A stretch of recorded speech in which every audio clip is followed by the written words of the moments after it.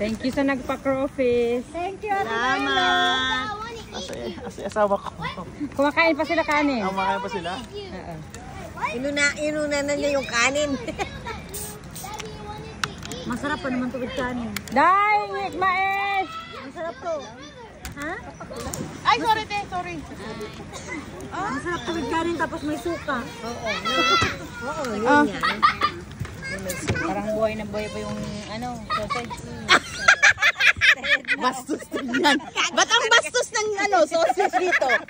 May langga. Ba't ang bastos ng sausage dito, te?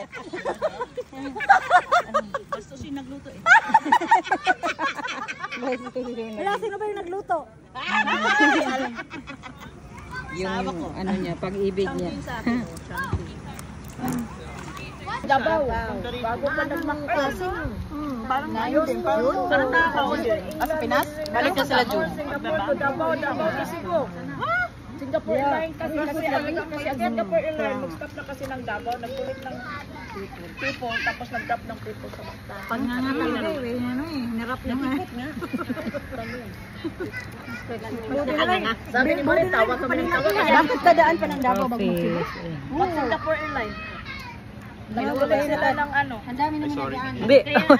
Nagulat lang ako. Ticket sa akin. Tinitingnan niya, saan ang destination ko, ilang oras ang layover ko, ilang oras ang flight. Yun talaga yung niya.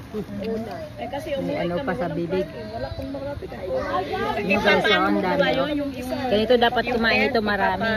Kasi maliit lang yung laman nito eh. Mabibitin ka. Hindi ka yung ulo, hindi mo naman ito kakainin. Baka pati yung share. Yung pinaka lang talaga sa dulo, yung pinaka naman maliit. yung mga bagahe namin, iikot na naman. Mayroong matanda na, gandahan-dahan, sabi ni Marin. Mayungan na. Nonchalant day. Hindi nga pala mo. Pang-reels lang.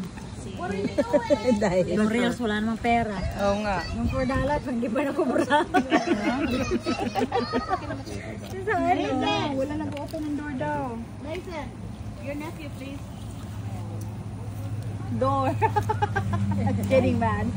Ito yung kinain ko. Ay, hindi binalik na. O saan ang nanay?